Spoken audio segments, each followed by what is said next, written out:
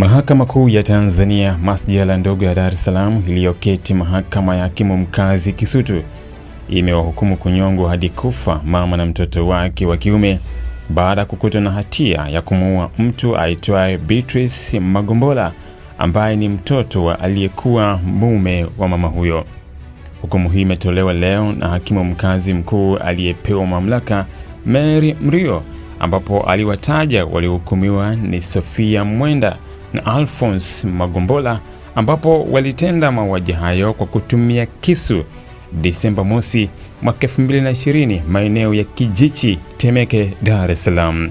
Awali hakimu Mrio alisema ushahidi uliotumika kuwatia hatiani washtakiwa ni wa kimazingira, ambapo jamhuri ilionyesha kwamba mwili wa marehemu uliokotwa eneo la Zinga, wilaya ya Bagamoyo, ambapo ulichunguzwa na ukazikwa na halmashauri ya Bagamoyo, ambapo kwa mahojiano washtakiwa walikiri kutenda kosa hilo. Imeelezwa kuwa baba wa Beatrice alifunga ndoa na mama huyu, na baada ya kutengana mama huyu alighushi nyaraka na kuuza nyumba ya Beatrice iliyopo Mbeya, na baadaye kugundulika kuwa wameuza isivyo halali, ambapo shahidi pekee wa kulisimamia hilo ni Beatrice, ambaye naye hakusita kulichachamalia swala hilo na kusema atakwenda hadi mahakamani kutoa ushahidi nyumba ya baba yake irudishwe. Mama huyu na mtoto wake wa kiume, baada kubaini kwa Beatrice ambaye ni mtoto wa mama mwingine atakuwa kikwazo,